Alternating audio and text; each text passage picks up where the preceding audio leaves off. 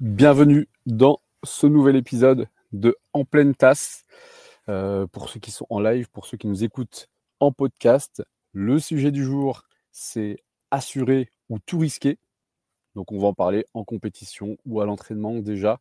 On va se poser la question, je vous laisse y réfléchir déjà tout de suite un petit peu pendant que j'introduis cet épisode 2. Merci pour tous vos retours pour l'épisode 1. Ça a l'air d'avoir été un succès auprès de tous ceux qui l'ont écouté. Donc merci beaucoup. On va continuer. N'oubliez pas de commenter, n'oubliez pas de vous abonner. Tous vos commentaires, je les lirai et ils vont nous servir pour les prochains épisodes. Donc si vous avez des questions, si vous avez des remarques à faire, n'hésitez pas. On pourra toujours revenir sur les épisodes précédents, bien entendu.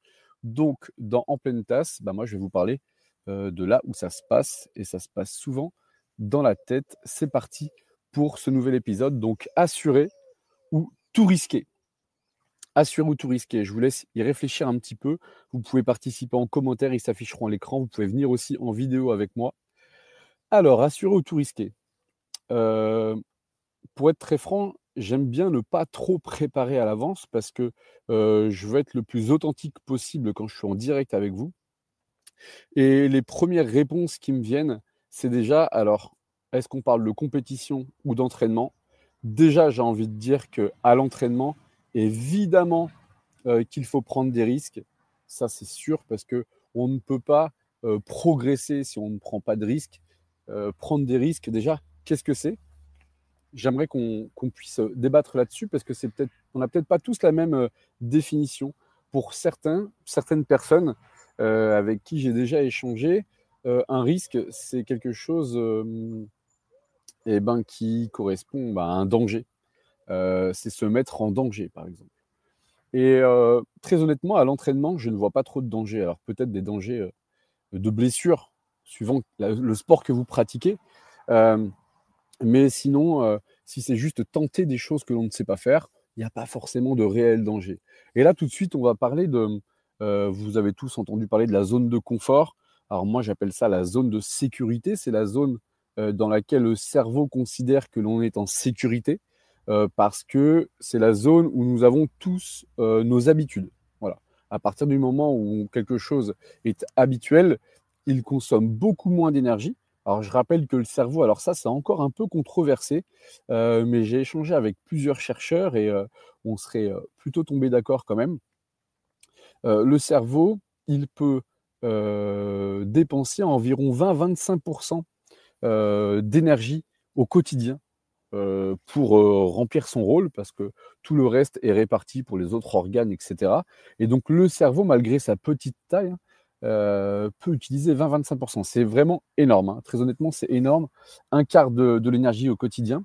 Et donc, comme le cerveau ne peut utiliser que 20 à 25% au quotidien, il est obligé d'être avare en énergie. Donc, il ne va pas vous faire les choses qui vont vous demander beaucoup d'énergie. C'est-à-dire que les choses qui ne sont pas automatiques, donc comme manger par exemple, manger ça demande aucun effort. Si on regarde un bébé qui apprend à manger, lui pour le coup, ça va être très compliqué. Rien que de viser sa bouche, ça demande énormément de concentration. Nous, à l'inverse, comme on a l'habitude de faire ça depuis tout petit, du coup, c'est automatique et on peut parler en mangeant, on peut réfléchir en mangeant, on peut faire plusieurs choses en mangeant. Et ça pose pas de problème parce que c'est automatisé. Donc cette zone de confort, je vous explique brièvement du coup tout ça parce que j'aime bien donner du sens. Cette zone de confort, c'est toutes les choses qui sont automatiques et qu'on a l'habitude de faire. Qui dit habitude dit pas trop dangereuse, parce que sinon on serait peut-être plus de ce monde si on prenait des risques au quotidien et plusieurs par jour. Donc le cerveau nous laisse dans cette zone avec nos habitudes et nos automatismes parce qu'ils considèrent qu'on est en sécurité là-dedans. On connaît le chemin pour aller au travail ou à l'école par cœur, etc., etc. Alors bien sûr, il y en a qui vont me dire, et ça j'ai la réflexion souvent et c'est très juste, pourquoi quand on va pas très bien, on n'arrive pas forcément à en sortir alors que c'est une zone de mal-être? Effectivement, la zone de sécurité peut être une zone de mal-être, sauf que quand le mal-être devient une habitude, finalement on se dit qu'on n'est pas plus mal comme ça. Et que pour quelqu'un qui va pas très bien ou qui va même mal, sortir de sa zone de sécurité en prenant un risque, par exemple, en osant faire quelque chose ou en faisant quelque chose d'inhabituel, ça va lui demander beaucoup d'énergie, ça va lui demander beaucoup de réflexion. Il va avoir du mal à s'y mettre et c'est pour ça qu'il va rester dans cette zone de confort parce que le cerveau se dit que finalement la tristesse, je connais par cœur, ça m'a pas tué pour l'instant, donc c'est pas plus mal. Alors que si je vais sortir, voir des amis ou si je fais quelque chose d'inhabituel, ça finalement, ça fait tellement longtemps qu'on ne l'a pas fait, je sais pas trop ce que ça peut donner. Donc, dans le doute, on va rester chez nous tranquille, enfermé sur notre portable. Voilà à peu près. N'hésitez pas à poser vos questions là-dessus, j'espère que j'ai été clair, mais pour la zone de sécurité. Et quand on sort de cette zone de sécurité, alors, pareil, là, je préfère dire qu'on l'agrandit, cette zone de sécurité, et ben, c'est qu'on va entrer dans cette zone de progression. Donc, comment savoir, c'est pour ça que je vous parle de ça ce matin, mais comment savoir qu'on va bientôt rentrer dans cette zone de progression? Je vous pose la question, vous pouvez répondre en direct si vous avez la réponse. Comment on sait qu'on sort de cette zone de progression ou tout du moins qu'on se rapproche du bord de la zone de confort? Eh bien, tout simplement parce qu'on ressent la peur. Et quand on commence à ressentir la peur, quand on commence à ressentir des doutes, et bien tout simplement, c'est qu'on se rapproche de la zone de progression. Donc moi, forcément, en tant que préparateur mental, je vais vous inciter à entrer dans le doute, à entrer dans la peur. Parce que si on se rapproche de ça, c'est parce qu'on va bientôt progresser. On va bientôt faire des choses que l'on n'a pas l'habitude de faire. Et quand on fait des choses qu'on n'a pas l'habitude de faire, à force de les répéter, on saura les faire. Et du coup, on sera monté en compétence. Voilà, j'espère que vous avez bien compris déjà tout ce système. Et pour moi, c'était important d'en parler parce que comme ça, on va pouvoir comprendre un petit peu mieux ce qu'est le risque. Alors, est-ce que le risque, c'est faire des choses qu'on n'a pas l'habitude de faire et qui nous font un petit peu peur? Est-ce que le risque, pardon, c'est de faire quelque chose qui peut être dangereux pour notre intégrité physique ou psychologique? Parce que tout n'est pas dangereux pour notre intégrité physique, mais quand on se dit: «Si j'essaie de faire ça, peut-être que je vais rater et peut-être que tout le monde va se moquer de moi». Alors là, physiquement, je ne crains rien, mais peut-être que psychologiquement, ça va être très dur à encaisser. Pensez à tout ça, ça a dû déjà, vous arriver. Bonjour à tous. Oui, Reste Focus, préparateur mental que je connais bien, nous passe le bonjour. Bonjour à tous. J'en profite pour faire une petite pause, 30 secondes, comme ça vous pouvez réfléchir déjà à tout ce que je vous ai dit et commencer à assimiler. Ma tasse de ce matin, une petite tasse Playmobil, assez sympa, j'aime bien les trucs un peu décalés. Et j'ai un dicton pour ça, je ne l'ai pas pris pour rien. C'est que ce matin, je pensais à un dicton que j'ai inventé de toutes pièces. C'est que même si tu as un Playmobil, tu peux faire comme le cerveau, tu peux en garder sous le coude. Ok? Réfléchissez ça. Normalement, si vous comprenez, c'est drôle. Mais bon. Et, en fait, le cerveau, c'est ce qu'il fait. J'enchaîne là-dessus, c'est que le cerveau, il va en garder sous le coude à chaque fois. Donc c'est pour ça qu'il nous laisse dans cette zone de sécurité. On a toujours beaucoup plus d'énergie que ce qu'on peut le croire, sauf que le cerveau, la phrase que vous devez vous dire souvent, vous devez la connaître, c'est au cas où, ou on ne sait jamais. On ne sait jamais ce qui peut arriver. On ne sait jamais ce qui va se passer. Donc l'inconnu fait peur et forcément, on va peut-être pas passer à l'action parce qu'on a un doute. On a un doute, on a peur, donc on se rapproche de la zone de progression. Et je parlais d'entraînement tout à l'heure. Et à l'entraînement, on est là pour progresser. Bien joué à ceux qui l'ont dit. On est là pour progresser à l'entraînement. Donc, pour rentrer dans la zone de progression, il faut faire des choses que l'on n'a pas l'habitude de faire, des choses qui nous font peut-être un petit peu peur, des choses dont on doute, que l'on doute de réussir. Je ne sais pas si j'ai bien parlé français, mais peu importe, vous m'avez compris. Je reviendrai dessus plus tard. Et si on a un doute, ça veut dire qu'on va progresser. Donc, je vous incite à prendre des risques, si on peut appeler ça des risques, à l'entraînement. Faites des choses que vous ne maîtrisez pas. Et puis comme ça, vous allez agrandir votre zone de sécurité. Votre cerveau va s'habituer à des choses que vous n'aviez pas l'habitude de faire. Il vous laissera ensuite les faire. Et en les répétant, vous allez les automatiser, vous allez les réussir au début 1 ou 2 fois de temps en temps et de plus en plus les réussir à 100 %. Donc déjà pour parler d'entraînement, je pense qu'on a fait un petit peu le tour. Merci pour les pouces Roxane. J'espère que tu es en forme ce matin. Hem et et donc pour l'entraînement, je pense qu'on les risques, pour moi, il y a pas de doute. Sauf si le risque est considéré comme, quelque chose qui peut, nous impacter, physiquement par exemple, comme je le disais, parce que si on revient de blessure, est-ce qu'il faut prendre des risques finalement? Est-ce qu'il ne faut pas assurer un petit peu? Je vous pose la question, hein. Qu'est-ce que vous en pensez? Est-ce que quand on revient de blessure, il faut prendre des risques? Est-ce qu'il y a des kinés, des ostéos avec nous? Mettez-nous en commentaire, vos réponses parce que je vais pouvoir rebondir dessus sur d'autres épisodes si jamais vous n'êtes pas en live. Est-ce qu'il faut prendre des risques quand on revient de blessure? J'aurais tendance à dire que, en fait, il y a pas de vérité. Quand on pose une question, j'aime bien répondre à des questions par d'autres questions. J'ai une autre petite citation là que j'ai trouvée il y a pas longtemps, hier. Hem, j'ai envie de dire que, si tu dis que l'eau est gelée, prends conscience qu'il n'y a déjà plus d'eau. Ça veut dire que tout est un peu faux, en fait. Quand on affirme quelque chose, quand on affirme une vérité qu'on considère absolue, à partir du moment où on l'affirme, elle est déjà quasiment fausse. Je vais pas vous raconter la phrase que je viens de dire, je vais vous la répéter, puis vous méditerez dessus. Mais quand tu dis que l'eau est gelée, prends conscience qu'il n'y a déjà plus d'eau. Hem, donc je pense qu'il n'y a pas de vérité. Alors notre corps fonctionne de façon assez binaire, donc oui ou non, un peu, comme un ordinateur limite et mais je pense que dans nos réflexions, on ne doit pas être forcément binaire, mais plutôt, nuancé. Nuancé, c'est-à-dire que la réponse, c'est pas oui ou non, vrai ou faux. Peut-être que pour certains retours de blessure, il va falloir prendre 0 risque parce que c'est juste un petit test pour voir où on en est et reprendre petit à petit. Et peut-être que pour d'autres, il va falloir y aller et prendre des risques pour voir si ça tient, en fait. Donc ça, c'est votre professionnel de santé qui pourra vous le dire, mais c'est important d'être en cohérence avec eux, parce que si on n'est pas d'accord avec son kiné, avec son médecin, c'est vrai que souvent, c'est un peu compliqué, on se pose trop de questions.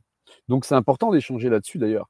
Donc posez la question, posez-vous la question, est-ce que je dois prendre des risques ou est-ce que je dois assurer, juste faire attention? Est-ce que c'est seulement un test et on y va tranquille ou est-ce qu'il va falloir que je me surpasse pour voir jusqu'où je peux aller?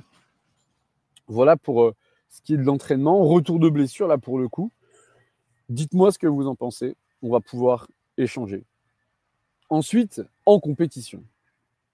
Donc là, ça va être pas mal et restez jusqu'à la fin parce que je vais vous donner aussi le thème, des prochains épisodes qui vont être plutôt pas mal et qui vont peut-être coller avec tout ça. Vous pourrez aussi me donner des idées de thèmes que l'on va garder parce que le but, c'est vraiment de vous faire participer et ce podcast, il durera autant de temps que vous le ferez vivre finalement. Alors il tient pas qu'à moi, il tient aussi à vous, même si j'ai une grande part de responsabilité parce que je peux décider de l'arrêter du jour au lendemain. Mais j'ai envie qu'on puisse faire ça tous ensemble et que tout le monde puisse participer et qu'on développe un peu nos réflexions. C'est ça qui m'intéresse, c'est vraiment la réflexion, se poser des questions, essayer d'y répondre, et avancer tous ensemble. Donc en compétition. Je rappelle que ce sujet, il m'a été proposé par, Maëna Millon, qui est, gymnaste, pardon, en équipe, de France, c'est gymnastique rythmique. Et parce qu'on s'est déjà posé la question lors de notre accompagnement, on s'est déjà posé la question, stratégiquement. Je sais que beaucoup d'athlètes se posent la question et déjà, je pense qu'il va falloir, dissocier les sports. Alors quand on fait, de la GR, on va en parler. Quand on fait un sport collectif comme le foot, le basket, on va en parler aussi parce que, hem, les, mmh, les réflexions peuvent être différentes. Quand on va parler, on peut parler d'autres sports, donner d'autres exemples. Hem, si on parle de GR, j'ai envie de dire qu'en GR bonjour à ceux qui passent derrière moi. Quand on parle de GR, j'ai envie de dire que, si on prend des risques, ça veut dire qu'on ne maîtrise pas. Pour moi, si on considère que c'est un risque, ça veut dire qu'on ne maîtrise pas l'élément que l'on doit faire, ou la prestation que l'on va proposer. À partir du moment où on maîtrise, et ben dans ce cas, c'est plus vraiment des risques, c'est juste faire ce qu'on sait faire. Donc, est-ce que la nuance, elle est entre prendre des risques et assurer? Là, je pars dans ma tête dans plein de trucs, mais quand on dit que l'important, c'est de participer, cette phrase, je l'ai compris très tard. Pour moi, ce qu'elle veut dire, c'est que on prend le risque de vivre un échec. On prend le risque de rater ce que l'on sait faire et les choses que l'on a travaillé depuis des années devant plusieurs personnes, devant des juges, devant des spectateurs, des téléspectateurs, pour certains, certaines. Donc, pour moi, à partir du moment où on va en compétition, on prend ce risque-là. Donc, pour moi, le fait d'aller en compétition peut être un risque. C'est une question d'interprétation. À partir du moment où on va en compète, on risque de passer pour quelqu'un de nul, peut-être. On risque, aux yeux de certains, qui vont interpréter bizarrement, et souvent des gens qui ne feraient pas un quart de ce qu'on est capable de faire nous, mais qui se permettent de juger. Mais justement, on prend le risque de s'ouvrir à ça quand on va en compétition. À l'entraînement, on prend le risque de se faire réprimander par son coach, sa coach. On prend le risque de prendre une réflexion négative. On prend le risque de douter et de peut-être abandonner. Donc prendre des risques, je dirais qu'à partir du moment où on passe à l'action, il y a forcément des risques, tout dépend de l'interprétation. Est-ce qu'on se laisse du crédit? Donc ça, c'est ce que je conseille à chaque fois. À l'entraînement, mettez-vous des objectifs pour chaque chose que vous faites, mais laissez-vous toujours une marge d'erreur. Si vous faites quelque chose 10 fois, ne vous objectivez pas de faire du 10 sur 10. Alors peut-être que certains le font sur certaines choses et que ça marche, tant mieux. Mais plus généralement, là je parle dans la globalité, laissez-vous toujours une marge d'erreur. Pour mieux comprendre ça, je dirais que si vous faites quelque chose 10 fois, sur ces 10 fois, dites-vous combien de fois je suis sûr de pouvoir réussir cette chose. C'est quelque chose que je maîtrise, je pense pouvoir le réussir environ 7 fois. Dans ce cas, mon objectif doit être 6. Donc je m'objective 6 réussites, donc je sais que je vais en faire 10. Et mon objectif, c'est d'en réussir au moins 6. Parce qu'après, on ne sait pas ce qui peut arriver, peu importe. Et vous verrez, c'est en objectivant 6 que vous ferez sûrement 8, 9 ou même 10. Retenez ça et vous verrez, vous allez beaucoup progresser à l'entraînement et vous allez progresser du coup globalement. Donc là, pour moi, le risque, il est partout. Tout dépend de comment vous voyez les choses. Et tout dépend des objectifs que vous vous fixez. Quand on sait se fixer un objectif, la part de risque, on la prend et on l'accepte. On est moins sensible à ce qu'on pourrait appeler l'échec. Et du coup, on peut mieux progresser. Là, je parlais de gym surtout, de sport individuel. Donc, on prend le risque d'aller montrer ce qu'on sait faire devant tout le monde, au risque que ça ne plaise pas, au risque de rater et de passer pour quelqu'un qui est finalement pas aussi fort que ce que les gens pensaient, peut-être. Merci pour les pouces, je vois que beaucoup sont d'accord. Dites-moi ceux qui ne sont pas d'accord, évidemment, j'adore me remettre en question. Et quand on prend par exemple le football, que je connais très bien aussi, de par mon passé de sportif, dans le foot, on peut par exemple lever le pied et prendre moins de risques, chose qu'on ne peut pas forcément faire à l'AGR. Peut-être si on a beaucoup d'avance sur quelque chose, si on passe sur 4 engins et qu'on a maîtrisé par exemple les 3 premiers engins, on a beaucoup d'avance sur le classement. Donc tout dépend de la situation en fait. Par rapport à la situation, est-ce que je peux lever un peu le pied sur mon dernier passage? Dans certains sports, c'est plus risqué que d'autres. Donc il y a encore cette part de risque, du coup c'est plus risqué. Au foot, si on gagne 4-0 et qu'il reste très peu de temps, on peut prendre moins de risques, moins proposer de passes clés. Donc je ne sais pas si tout le monde comprendra le vocabulaire, du coup j'essaie vraiment de parler le plus simplement possible et pas de mots compliqués ici. Des passes clés, c'est des passes justement à risque qui peuvent être interceptés par l'adversaire. Donc on va peut-être moins tenter de passe clé parce qu'on va essayer de conserver le ballon. Parce que du coup, pendant qu'on a la balle, eh ben, l'adversaire ne l'a pas. Et peut-être que du coup, c'est moins dangereux pour moi. Alors tout dépend des équipes qu'on va affronter. Mais là, on est plus dans la tactique et on va éviter ça. Ça sera un peu plus compliqué. Mais on parle de foot quand vous voulez, par contre. Hein. C'est vraiment ma passion. Je lis juste un commentaire qui vient d'arriver. La blessure est un bon moyen pour travailler l'aspect mental car c'est une période idéale. Je pense au livre d'Aymeric Guillot où il adore ce sujet. Il aborde ce sujet, une piste de réflexion. Alors Aymeric Guillot que je salue, que je connais parce que j'accompagne mes stagiaires, sont ses stagiaires également. Lui, c'est le tuteur théorique et moi celui de terrain. Souvent, tous les ans, quand j'ai des stagiaires, un ou deux, ils viennent d'Aymeric qui leur propose de m'appeler. Donc merci pour ça. Bien sûr, ces livres qui sont des bibles de l'imagerie mentale, hein, pour ceux qui connaissent la visualisation, l'imagerie motrice. Et effectivement, la blessure, on en parlait, donc on peut en reparler. C'est un moyen pour travailler l'aspect mental. Et j'en parlais avec des blessés récemment. On reviendra hein, sur les risques ou pas, mais là, on revient un petit peu sur la blessure rapidement. Les blessés de nos jours reviennent plus forts. De nos jours, si vous travaillez correctement, vous revenez plus fort. Parce que c'est le moment de travailler tout ce que... Je le disais dans le podcast précédent, je crois, mais en tout cas, c'est ma phrase fétiche, ceux qui me connaissent la connaissent, c'est qu'un problème est une aubaine. Si j'ai un problème que je me blesse, c'est une aubaine pour pouvoir travailler autre chose, dont le mental. Merci, reste focus pour ce commentaire important, effectivement. Et quand on travaille d'autres choses, si je suis blessé à la jambe, je peux travailler le haut du corps. Si je suis blessé au haut du corps, je peux travailler le bas du corps. Si je suis blessé physiquement, je peux travailler le mental. Si je suis blessé mentalement, je peux aussi continuer à travailler le physique. Et souvent même, on continue à pratiquer le physique quand mentalement ça va pas. C'est bon de faire des pauses aussi. Ça permet de récupérer aussi, de se blesser. Ça a beaucoup d'avantages. Et quand vous vous blessez, posez-vous une première question, c'est quel est l'avantage de ma blessure?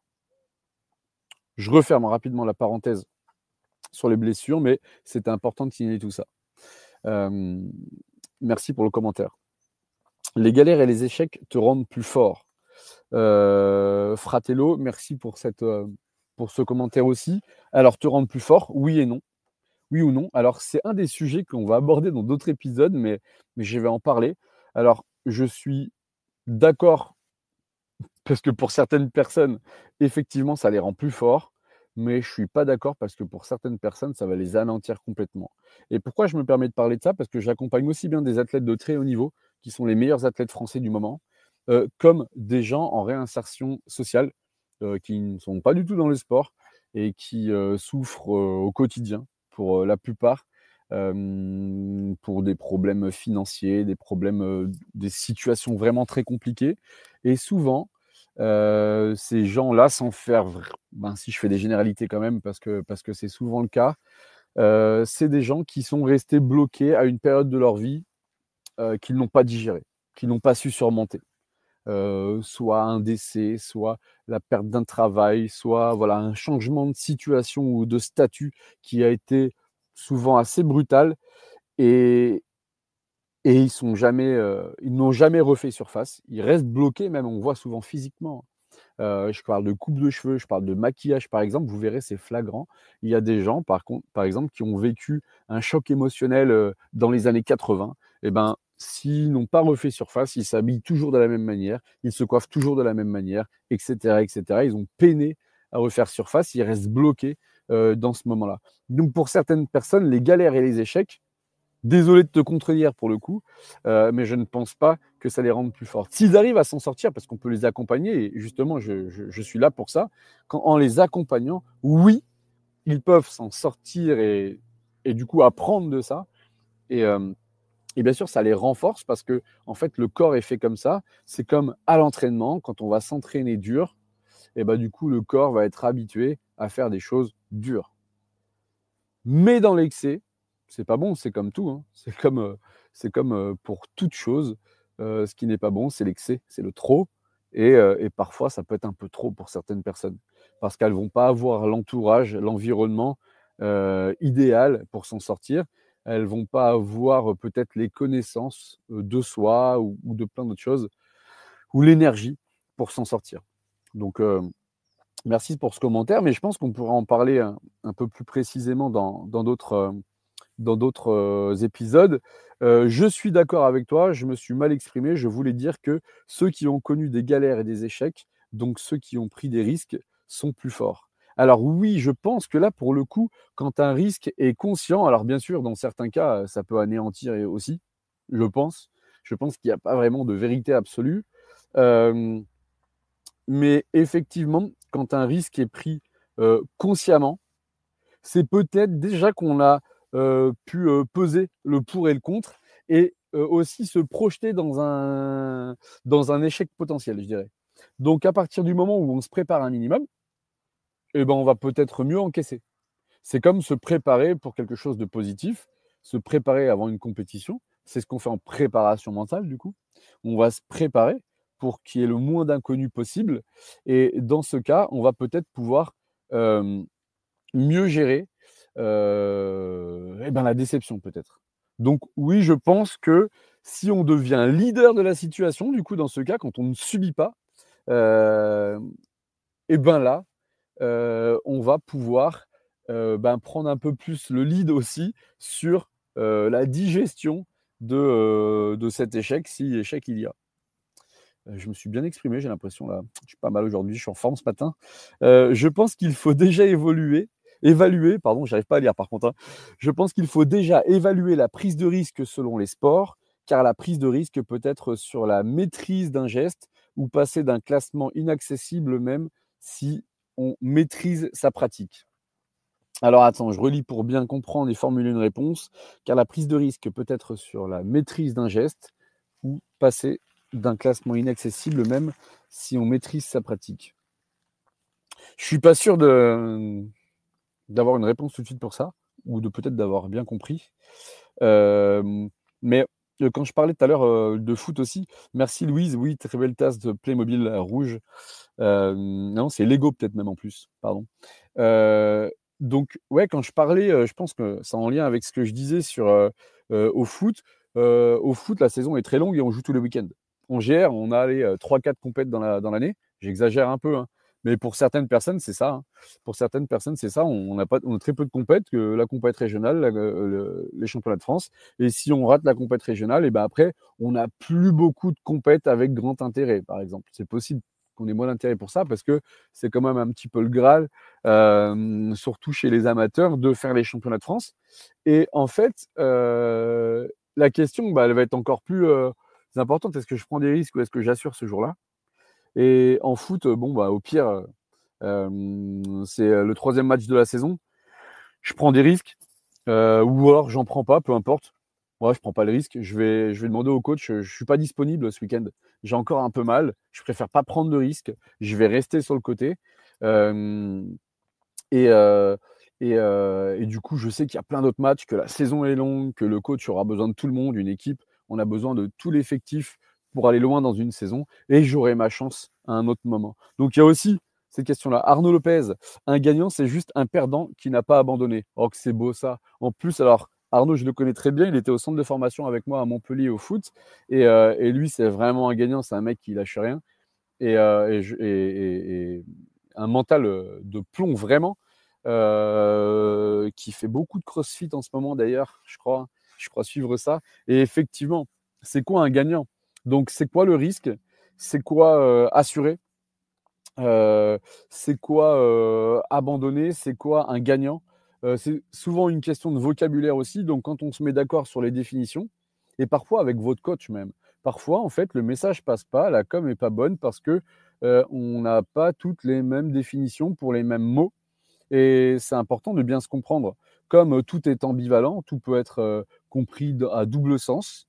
Il faut mettre au clair les définitions des mots. Donc, ouais, c'est un gagnant, c'est pas forcément quelqu'un qui va être sur le podium à la fin. Et on voit ça d'ailleurs, les finishers sur les marathons. Les gagnants, c'est les finishers. C'est parce qu'on sait tout le travail qu'il y a pour pouvoir finir un marathon. C'est pas en claquant des doigts. On ne peut pas finir un marathon, en tout cas pour la plupart des gens, en n'allant jamais courir avant ou en se préparant pas. Donc, c'est beaucoup de choix. Vous savez que j'aime pas dire de sacrifice parce que quand on dit un sacrifice, ça aussi, c'est une question de vocabulaire. Je considère que on voit ça de manière douloureuse et peut-être on regrette déjà avant de le faire. Je vais me sacrifier, c'est-à-dire que je vais faire quelque chose que je devrais peut-être pas faire ou etc. Donc, je préfère dire je vais faire ce choix. Et le vocabulaire est super important. Merci mon frérot, on se recycle exactement, tu as tout dit et tu es au top. Merci. Mais c'est que je suis inspiré par tous ceux qui m'entourent. C'est peut-être pour ça que je suis au top et peut-être souvent. Hein. Merci si c'est le cas en tout cas. Et, euh, et donc, ouais, un finisher, c'est ça qu'on va récompenser. C'est tout le travail qui a été fait avant. C'est tous les efforts, tous les choix, les décisions qui ont été prises. Et des fois, on voit même des gens qui n'arrivent pas à prendre de décision. Tous. On a tous des moments où on n'arrive pas à prendre de décision. Et, euh, et, euh, et du coup, donc, rien que de prendre les décisions de pouvoir s'entraîner, de se mettre au sport, rien que de prendre les décisions de assurer ou tout risquer, justement, peu importe, le gagnant, c'est celui qui va au bout de sa décision aussi, je rajouterais. Le contexte et les connaissances, je relis un commentaire là, de l'athlète sont importantes, mais si tu ne prends pas de risque parfois, tu n'optimises pas le futur potentiel de l'athlète ou le collectif que tu accompagnes. Et ça, je dirais que c'est vrai. Je reprends l'exemple du foot encore une fois pour que tout le monde comprenne bien, c'est que peut-être suivant aussi la position du joueur sur le terrain, un joueur offensif doit pouvoir prendre plus de risques, c'est-à-dire provoquer un peu le défenseur pour le mettre en difficulté. Est-ce que, je ne sais pas si vous connaissez tous tout ce qui est système 1, système 2, je vous incite à vous renseigner sur système 1, système 2, et comme ça on pourra en reparler un petit peu. Mais c'est un peu aussi comme prendre le lead et passer l'adversaire en système 2.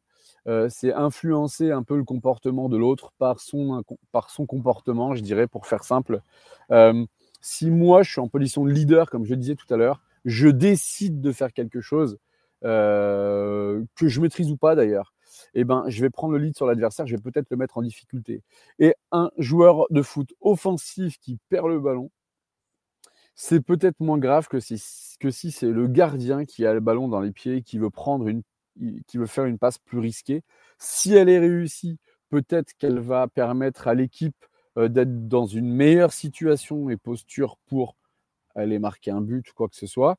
Mais s'il rate cette passe, s'il prend un trop gros risque, ben, c'est pas comme si l'attaquant perdait le ballon. Là, la punition peut être directe.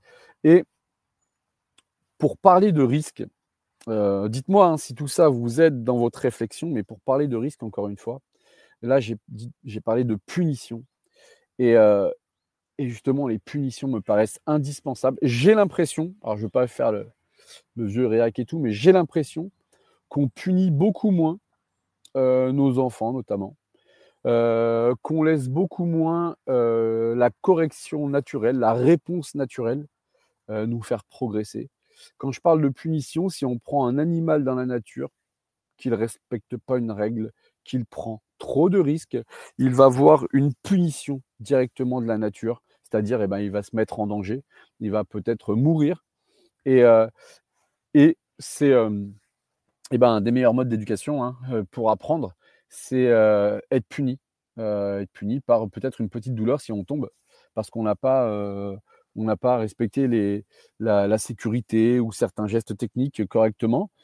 Et, et souvent, risquer, c'est la peur d'être puni. Et qu'est-ce que l'on considère comme étant une punition?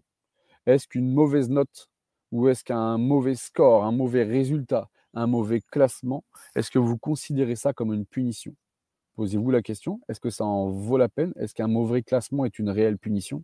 Ou au contraire, comme le disait, je remonte un petit peu plus haut, Fratello tout à l'heure, est-ce l'opportunité d'apprendre et de monter en compétence? Voilà. Tout dépend comment on voit les choses. Donc, c'est pour ça que, d'où l'intérêt de travailler les croyances. Hein. Parce que si on croit que c'est une punition, c'est différent que si on croit que c'est une opportunité pour apprendre. Et si on croit que ma carrière se joue en 1 minute 30, c'est peut-être plus compliqué. Et dans ce cas-là, on va voir des risques un peu partout. Le fait juste de se mettre en compétition va être un risque. Le risque de perdre, le risque de rater, le risque de décevoir mon entraîneur, le risque de me décevoir moi, de décevoir mes parents, peu importe, de risque de décevoir les gens qui ont œuvré pour que je puisse être là aujourd'hui. Peut-être.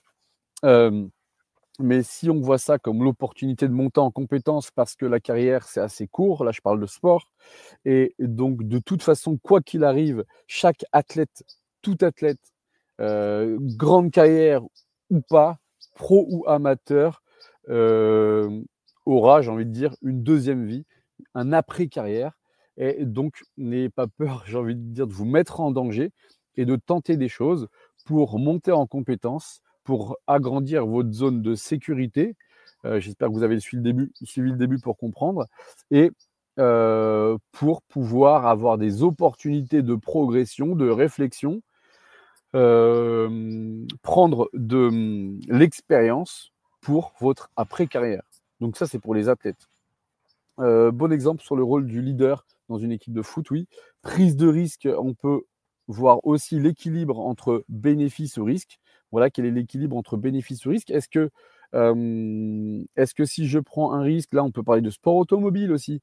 Est-ce que prendre des risques, je sais que, alors j'accompagne certains motards et je sais qu'il faut être toujours. La course est un risque déjà. Voilà, on risque forcément de se tuer en fait, dans les sports extrêmes en général. J'accompagne aussi en BMX où c'est compliqué. D'ailleurs, je vais prendre un exemple d'un BMXer que j'ai accompagné. Je ne vais pas citer son nom parce que je ne sais pas s'il est d'accord pour que je parle de ça publiquement, mais en tout cas, j'avais accompagné en BMX Race. Donc, vous savez, c'est les courses avec les bosses et les virages et dont les Français sont les 3 champions des JO, premier, deuxième et troisième. Historique. Et en fait, en BMX, on a des qualifications. Et en fait, dans les qualifications, si on termine dans les 4 premiers, on est qualifié. Et suivant, si on est premier, deuxième, troisième ou quatrième, on peut choisir ensuite notre place sur la ligne de départ. Et il y a des places, comme en natation par exemple, comme en athlétisme, qui sont plus favorables à un bon départ ou pour se mettre dans une situation plutôt favorable pour la victoire. En gros, c'est ça. Et en fait, ce BMXer, eh ben, il était quatrième. Une fois, c'est arrivé, il était quatrième et il a voulu doubler le troisième pour passer à son tour, et non pas deuxième, troisième. La petite blague, la petite feinte, j'adore ça. Et le problème, c'est que du coup, bah, il est tombé. Il a loupé la bosse et il est tombé, et du coup, bah, il a terminé dernier. Donc là, pour le coup, c'était juste une phase de qualification. Il était qualifié. Est-ce qu'il a bien fait de prendre ce risque? Alors bien sûr, on a la réponse qu'une fois qu'on le fait, hein. Mais est-ce qu'il a bien fait de prendre ce risque? Moi, je suis pas sûr, et il a appris de ça, en fait. Parce que cette année, il l'a pas refait. L'année dernière, il l'a pas refait non plus. Et il a appris de cet échec-là, comme on le disait tout à l'heure. Et parfois, je pense qu'il y a des risques qu'il faut pas forcément prendre. Parfois, il faut savoir se contenter de ce qu'on a. C'est dur pour un athlète de haut niveau. C'est dur dans la vie aussi, parce qu'après, bon, il y a tout le système, dans le corps aussi, hein, d'habituation. Donc ça, je vais vous en parler aussi. Mais en gros, je prends l'exemple de la vie quotidienne, là, pour le coup, pour que tout le monde comprenne, parce que tout le monde est concerné par la vie quotidienne, évidemment. Pas forcément par le sport, mais la vie quotidienne, oui. Exemple, je suis célibataire. Du coup, j'ai envie de me mettre en couple. Tac. Seuil d'habituation, je m'habitue à être en couple et finalement, le couple, c'est surcoté. Je pensais pas que c'était... au début, c'était le paradis, puis finalement, je me lasse un peu. Du coup, allez, on va acheter une maison, par exemple. Tac. Donc là, j'étais redescendu, le couple s'est surcoté. Et là, je remonte la courbe. On va acheter une maison, trop bien, c'est excitant, on va avoir notre chez nous, machin, tout ça. Tac, en fait, bon, bah, la maison, je m'en suis lassé, ça fait 5 ans que je l'ai. Et finalement, elle est mal faite, il n'y a pas de prise partout, tout ça, tout ça, tout ça. Bref, c'était le paradis au début. Et là, la courbe redescend, seuil d'habituation. Je me suis habitué à cette maison et je veux encore un peu plus. Hop, on va se marier et c'est reparti. Et en fait, on est toujours un peu comme ça. Et c'est pareil, par exemple, avec l'alcool. Au départ, eh ben, en 2 verres, on a la tête qui tourne et on n'est pas bien. Et puis, quelqu'un qui boit tous les jours, tous les jours, tous les jours, et ben, au bout d'un moment, il lui faut une bouteille pour être un peu saoul. Et, et donc, ce seuil d'habituation, c'est naturel. Et ben, c'est pareil en compétition, c'est pareil dans la vie. On a toujours envie d'un peu plus, mais évidemment, c'est ce qui nous pousse à devenir plus performant, c'est ce qui pousse le progrès. Et si tout est comme ça dans le corps, c'est évidemment pour la survie de l'espèce, hein. Quoi qu'il arrive, tout ce qui se passe, le hasard n'existe pas, et tout ce qui existe, c'est uniquement pour la survie de l'espèce. Et le cerveau, c'est son job. Et c'est pour ça qu'il fonctionne comme ça. Et c'est pour ça que quand on se connaît, quand on sait tout ça, eh ben, on peut mieux s'utiliser parce qu'on se comprend mieux. Et quand on comprend quelque chose, eh ben, c'est plus facile, évidemment. Quand on comprend comment un outil fonctionne, eh ben, on va pouvoir l'utiliser correctement et puis l'utiliser de mieux en mieux et que ça devienne habituel de l'utiliser, etc., etc. Voilà pour tout ça. Dites-moi si on a bien débattu sur assurer ou tout risquer, si ça a ouvert d'autres réflexions, si j'ai répondu à vos questions. On a bientôt fini pour aujourd'hui, pour cet épisode 2, qui était en tout cas pour moi encore une fois très intéressant. Je regarde, j'avais pris quelques notes sur d'autres choses. Donc oui, on va se revoir bientôt. Ah oui, j'avais noté donc pour l'épisode 3. L'épisode 3, justement, j'avais envie de parler, Fratello, tu as été un peu précurseur, un thème qui m'a été proposé par Azra Yalaza, qui est une gymnaste que j'accompagne depuis plusieurs années d'ailleurs maintenant. Et du coup, le thème, c'était: est-ce qu'il faut vraiment avoir vécu des choses compliquées, voire douloureuses, pour pouvoir performer? Et donc on a déjà un petit peu parlé de ça et c'est très intéressant parce que parfois on se rend compte, on voit des vidéos, sur internet ou des gens qui partent de très, très loin et qui arrivent très, très haut ou des gens qui ont vécu des choses un peu difficiles et justement ça les a rendus plus forts. Et est-ce qu'il faut vraiment avoir vécu des choses difficiles pour être plus fort?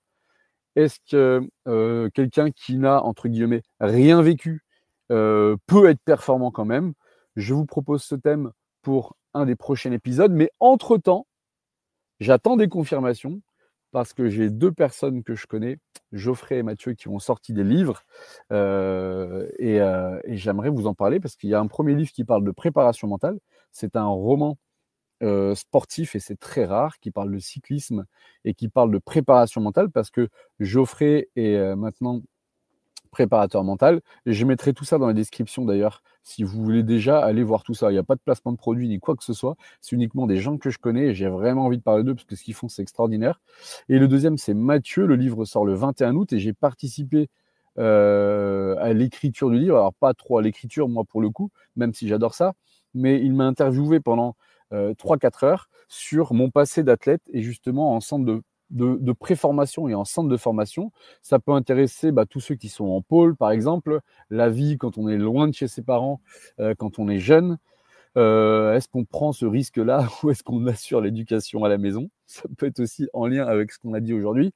Et ce livre-là sort le 21 août chez Gallimard en plus. Je pense que c'est quelque chose, un livre qui va faire bouger un peu le monde du sport, du foot en tout cas, ça c'est certain. Et je suis très heureux d'avoir pu contribuer à ça. Donc, je vais peut-être, si c'est possible, les inviter à parler de tout ça en live. Dites-moi en commentaire si ça peut vous intéresser. Je mettrai les liens en fait de ces personnes et de leurs livres dans la description. Je tiens à vous remercier. Vous étiez nombreux sur plusieurs réseaux à la fois, donc sur YouTube, LinkedIn, Facebook sur ma page donc Recto Cerveau. Je vous remercie déjà pour vos retours de l'épisode 1. Dites-moi ce que vous pensez de l'épisode 2. N'oubliez pas de vous abonner, de mettre la petite cloche sur YouTube, comme ça vous recevrez une petite notification à chaque fois qu'il y aura un nouveau sujet, une nouvelle vidéo. Et encore, merci, bonne journée à tous, bonne soirée si vous écoutez en podcast ce soir. Laissez vos commentaires, abonnez-vous, c'est comme ça qu'on va faire vivre tout ça. Merci, ciao, à la prochaine.